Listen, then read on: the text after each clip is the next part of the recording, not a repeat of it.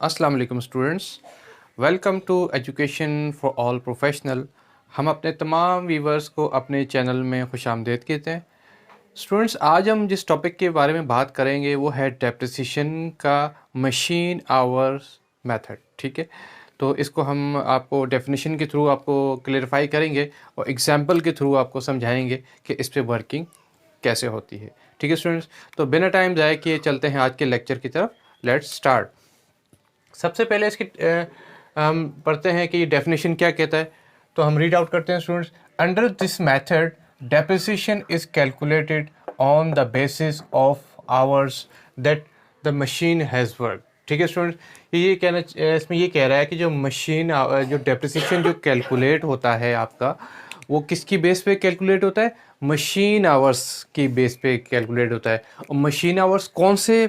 जिसमें वो machine actually perform कर रही होती है, जो वर्क उसमें हो रहा होता है, उन वो वाले आवर्स को इसमें बेस बनाया जाता है। एस्टिमेटेड को बेस बनाया, इसमें जो एक्चुअली आवर्स उसकी बेस पे ही डेप्रिसिएशन, एस्टिमेटेड को भी हम लेते हैं लेकिन डेप्रिसिएशन जो कैलकुलेट होता है वो एक्चुअली आवर्स भी इसको कहते हैं, या वर्क आवर भी इसको कहा जाता है, और परफॉर्म आवर्स भी इसको कहा जाता है। ठीक है, इसमें इसने वर्क यूज़ किया, that machine has work.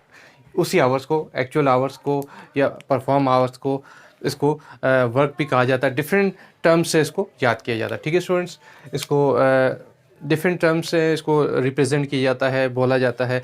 Work hours, perform hours भी इसको कहा जाता है, एक्चुअल आवर्स भी इसको कहा जाता है। ठीक है, डिफरेंट टर्म्स यूज़ होते हैं। ठीक है स्टूडेंट्स, ये कहना चाह रहा है। इसमें ये चीज़, एक और चीज़ आपको इम्पॉर्टेंट बताऊं कि ये जो मशीन आवर्स मेथड यूज़ होता है, ये होता है मैन्युफैक्चरिंग इंडस्ट्री में यूज़ होता है। जो प्रोडक्ट अपनी बनाती हैं, अपनी मशीन को वो जो चलाते हैं हावरली बेस पे, उसकी बिहाफ पे इस डेप्रिसिएशन को कैलकुलेट किया जाता है। ठीक है स्टूडेंट्स, तो अभी इसका आपको फार्मूला बताते हैं। इसमें क्या है? Depreciation expense cost minus salvage value, ठीक है, डिवाइड किया जाता है यूजफुल लाइफ इन आवर्स, और मल्टीप्लाई किया जाता है एक्चुअल आवर्स। ठीक है स्टूडेंट, कॉस्ट तो होगी, उसमें से माइनस करेंगे हम, माइनस करेंगे सैलवेज वैल्यू, माइनस करेंगे और डिवाइड करेंगे यूज़फुल लाइफ जो उस क्वेश्चन में गिवन होगी, total useful life. Useful life के मतलब है, अब वो टोटल की बात कर रहे हैं, ओवरऑल उसकी कितनी लाइफ है, कितने आवर्स तक चल सकती है मशीन। यूज़फुल लाइफ का मतलब है कितने आवर्स, टोटल कितने आवर्स होंगे। ठीक है, यूज़फुल लाइफ इन आवर और मल्टीप्लाई करके एक्चुअल आवर्स, जैसे हमने बात की कि एक्चुअली कितने उस पीरियड में कितने परफॉर्म हुए, उसको फिर हम उससे मल्टीप्लाई करते हैं। ठीक है स्टूडेंट, और इसमें कुछ क्वेश्चन में क्या कहा जाता है? डेप्रिशिएबल अमाउंट भी कहा जाता है। बहुत सी इन्फॉर्मेशन में ऐसे कॉस्ट माइनस सैलरी जो मैंने लिखा, इसको डेप्रिशिएबल अमाउंट भी कहा जाता है। वो इसलिए कहा जाता है, कॉस्ट में से माइनस करेंगे सैलवेज वैल्यू को, तो डेप्रिशिएबल अमाउंट ही आ जाता है। ठीक है, ये बस प्रेजेंटेशन पॉइंट ऑफ व्यू से थोड़ा सा डिफरेंस है, कॉन्सेप्ट सेम है। और इसमें भी depreciable amount divide by useful life किया जाता है, मल्टीप्लाई एक्चुअल आवर, तब भी आपके पास सेम ही आंसर आएगा। ठीक है स्टूडेंट्स, और इसके करने के हम आपको वही स्टेप्स बताएंगे कि इस फार्मूले को कैसे करना है। सबसे पहले स्टेप से आप देखें, डेप्रिसिएशन पर रेट निकालेंगे। आप कैसे निकालेंगे? आपने कॉस्ट में से माइनस कर देना है सैलवेज वैल्यू को, डिवाइड कर देना है यूजफुल लाइफ, ठीक है, इन आवर्स, आपके पास डेप्रिसिएशन रेट पर आवर आ जाएगा। ये पहला स्टेप। दूसरा स्टेप, अब आपने जो रेट निकाला डेप्रिसिएशन रेट पर आवर, उसको आप मल्टीप्लाई करेंगे एक्चुअल आवर से, जो आपको ऑलरेडी क्वेश्चन में गिवन होंगे। ठीक है स्टूडेंट्स, तो स्टूडेंट चलते हैं अब इसकी एग्जांपल की तरफ। ओके स्टूडेंट्स, चलते हैं अभी एग्जांपल की तरफ और एग्जांपल के थ्रू आपको समझाते हैं। ठीक है, तो बिना टाइम ज़ाया किए चलते हैं, रीड आउट करते हैं examples. A machine was purchase for ₹3 million. ठीक है, एक मशीन है जो हमने 3 मिलियन की परचेज़ की, having an estimated total working hours 24,000, जिसके टोटल एस्टिमेटेड वर्किंग आवर्स से 24,000। ये टोटल एस्टिमेटेड कब तक है? जब तक कि उसकी लाइफ है, यानी इतने आवर्स तक, 24,000 घंटे वो मशीन चलेगी।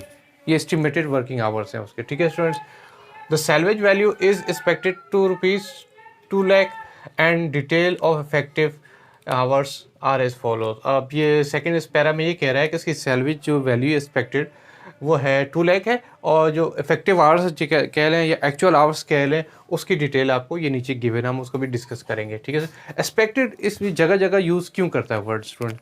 एक्सपेक्टेड का मतलब होता है क्योंकि डेप्रिसिएशन जो मेथड होता है ना, वो सारा एक एस्टिमेट बेस पे होता है। इसमें एक्चुअली कुछ भी चीज़ नहीं होती, लिखा ज़रूर जाता है लेकिन इसमें वर्किंग एस्टिमेट बेस चल रही होती है, ठीक है। इसलिए ये जगह जगह एस्टिमेट यूज़ कर रहा होता है वर्ड, या एक्सपेक्टेड यूज़ कर रहा होता है वर्ड, ठीक है स्टूडेंट, क्योंकि एस्टिमेट बेस या एक्सपेक्टेड बेस वर्किंग ये चल रही होती है, ठीक है स्टूडेंट्स। अब ये नीचे हम पढ़ते हैं, इसके नीचे जो इन्फॉर्मेशन इसने दी हुई है, जैसे कह रहा था detail of effective hours are as follows 1 to 3 year 3000 per year unit से, एक साल से, यानी पहले साल के, दूसरे साल के, तीसरे साल के, हर साल के यूनिट्स जो हैं, आवर्स हैं सॉरी, वो 3000 पर ईयर है। यानी फर्स्ट ईयर के भी 3 आवर्स, सेकेंड ईयर के भी 3 आवर्स और 3000 आवर्स, और सेकेंड ईयर के भी 3000 आवर्स, और थर्ड ईयर के भी 3000 आवर्स, और 4 to 6 year 2600 2600 per hour per year है। कौन सी क्या चीज़ें? ये आवर्स हैं, ठीक है स्टूडेंट, ये आवर, इसको हम आवर्स कंसिडर, मैं लिख देता हूँ यहाँ पे,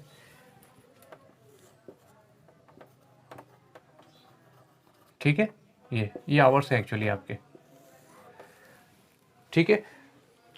और इस तरीके से 4 to 6 ईयर, ठीक है, जैसे 4 ईयर के भी 2600 आवर्स होंगे, 5th ईयर के भी 2600 आवर्स होंगे, 6 ईयर के भी 2600 आवर्स होंगे, और 7 to 10 है 1800 पर ईयर आवर्स होंगे, वही 7 ईयर के 1800, 8 ईयर के 1800, 9 ईयर के 1800, देन 10 ईयर के 1800, ठीक है सर। ये आवर्स की डिटेल होगी। अब रिक्वायर्ड क्या कह रहा है? Calculate depreciation expense per year, हर साल का आपने डेप्रिसिएशन एक्सपेंस कैलकुलेट करना है, ठीक है स्टूडेंट। तो अभी चलते हैं, इसको आगे सॉल्व करते हैं। और एक चीज़ आपको और बता दूं, जैसे इसमें भी इन्फॉर्मेशन के लिए मैंने लिखा है depreciable amount. Depreciable amount actually वही होता है जो कॉस्ट में से सैल्वेज वैल्यू को माइनस कर दिया जाता है, बाकी हम यूज़फुल लाइफ से हम डिवाइड करते हैं, जो यहाँ पे हम डिवाइड करें मल्टीप्लाई बाय एक्चुअल आवर्स। ये एक्चुअल आवर्स है, सिर्फ किसी जगह डेप्रिशिएबल अमाउंट वर्ड यूज़ किया जाता है, किसी जगह पूरे फार्मूले को डिस्क्लोज किया जाता है, ठीक है, कॉन्सेप्ट सेम होता है, ठीक है स्टूडेंट। अभी हम चलते हैं इसके सॉल्यूशन की तरफ। सबसे पहले हम फार्मूला लिखेंगे, depreciation expense cost minus salvage value, divide करेंगे, ठीक है, useful life in year, multiply करेंगे एक्चुअल आवर्स जो परफॉर्म हुए हैं उस मशीन के हैं, ठीक है स्टूडेंट्स। सबसे पहले हमें स्टेप क्या फॉलो करना है? Steps, calculate depreciation rate per hour. आपने पर आवर का डेप्रिसिएशन रेट निकालना है। क्या करना है? आपने 3 मिलियन को माइनस करना है 2 लाख से, डिवाइड करना है 24,000 आवर्स से, ये आवर्स है, ठीक है स्टूडेंट्स। ये ऊपर लिखा हुआ है यूजफुल लाइफ इन ईयर्स, ये ईयर नहीं, ये आवर्स है एक्चुअली, इसको मैं आवर्स कर देता हूँ।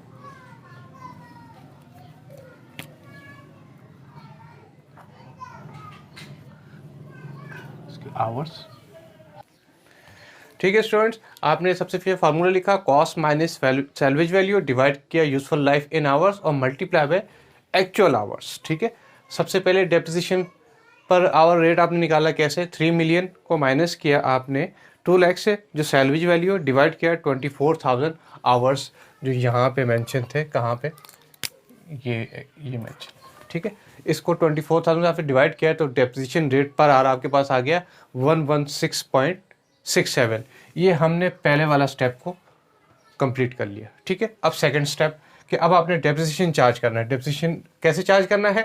डेप्रिसिएशन रेट जो पर आवर आपने कैलकुलेट किया उसको मल्टीप्लाई कर देना है एक्चुअल आवर्स से। ये जो आपका डेप्रिसिएशन जो आपने पर आवर रेट निकाला, अब आपने क्या करना है, उसको एक्चुअल आवर से मल्टीप्लाई कर देना। एक्चुअल आवर 1 to 3 ईयर से कितने थे? 3000, तो हमने 3000 से मल्टीप्लाई किया, तो 1 से 3 ईयर्स का जो पर ईयर डेप्रिसिएशन आया वो 3,50,000 10 रुपये आया। ये एक्चुअली जो 10 रुपये आ रहे हैं, ये राउंड ऑफ डिजिट की वजह से थोड़ा सा होता है, लेकिन इससे कोई फ़र्क, कोई इम्पैक्ट नहीं होता। ये पर ईयर का डेप्रिसिएशन है, मैं लिख देता हूँ यहाँ पे पर ईयर,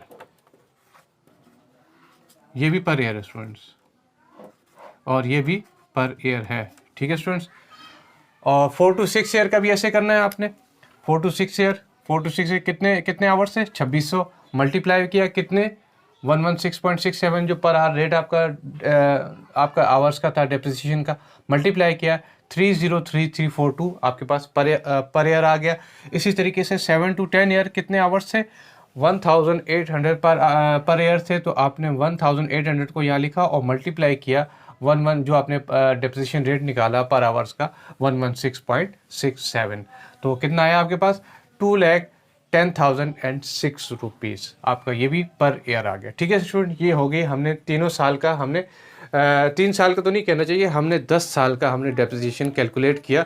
ठीक है, और यहाँ पे इसको डिस्क्लोज किया पर ईयर के पॉइंट ऑफ व्यू से। ठीक है स्टूडेंट्स, अब हमने वही, हम आपको दोबारा ट्रिक वो बता रहे हैं, वो टूल बता रहे हैं कि हम अब आपने ये चेक कर सकते हैं ये क्वेश्चन सही है कि नहीं, आपकी टोटल यूज़फुल लाइफ जो उसने एक्सपेक्टेड यूज़फुल लाइफ है वो एक्चुअल आवर्स के इक्वलेंट है कि नहीं है। ठीक है, तो हमने क्या किया, यूज़फुल लाइफ कितनी दी हुई थी 24,000 आवर्स जो यहाँ पे मेंशन है। ठीक है स्टूडेंट्स, हमने यहाँ पे ले लिया और 1 to 3 ईयर्स तक कितने यूनिट्स 3,000 आवर्स थे, और 1 to 3 3 नंबर्स, तो 3 ईयर्स हो गए, तो 9,000 3 3 से 9। ठीक है, इसी तरीके 4 to 6 आपने लिया और उसके आवर्स लिए 2600, और 4 5 6 कितने ईयर हो गए, 3 ईयर्स हो गए, तो 2600 मल्टीप्लाई बाय 3 कितने हो गए, 7,800 हो गए। ठीक है, अब आपने लास्ट है 7 to 10 तक ले लिया और उसके कितने आवर्स थे 1,800, 7 8 9 10 कितने ईयर हो गए, 4 साल हो गए, तो आपने 4 साल यहाँ पे लिख दिया, तो उसको 4 को मल्टीप्लाई किया 1800 से 7,200 आ गया। इसी तरीके से आपने 9,000 ले लिया, 7,800 ले लिया, 7,200 ले लिया, जब टोटल करेंगे तो 24,000 आएगा जो आपके इक्वल होगा यूज़फुल लाइफ के, जो ऑलरेडी क्वेश्चन में गिवन है। इसका मतलब है कि आपका क्वेश्चन सही है। ठीक है स्टूडेंट्स, जैसे मैंने यहाँ पे लिख भी दिया, useful life equal to total actual hours for 10 years, इसका मतलब ये है। ठीक है स्टूडेंट्स, ये एक छोटा सा एक ट्रिक है, एक टूल के एक टेक्निक है क्वेश्चन को चेक करने के लिए कि आपके क्वेश्चन में कोई प्रॉब्लम तो नहीं है। ठीक है, ये आप उस वक्त यूज़ करेंगे जब आप पेपर को सॉल्व कर रहे होंगे, जिस क्वेश्चन उस प्रॉब्लम को जो आप सॉल्व कर रहे होंगे उस क्वेश्चन को सोल्यूशन से पहले ही आप इस स्टेप को अप्लाई करेंगे, उसको चेक करेंगे, फिर आप फर्दर सोल्यूशन की तरफ जाएंगे। ठीक है स्टूडेंट्स, उम्मीद करता हूँ स्टूडेंट आज का लेक्चर आपको समझ में आ गया होगा। अगर आपको हमारा लेक्चर अच्छा लगा तो हमारे वीडियोस को करते लाइक, शेयर करें हमारी वीडियोस को, सब्सक्राइब करें हमारे चैनल को और बेल आइकन को ज़रूर प्रेस करें ताकि आने वाले लेक्चर्स का नोटिफिकेशन आप तक पहुंच सके। तो नेक्स्ट लेक्चर तक के लिए हमें दें इजाज़त। अल्लाह हाफ़िज़।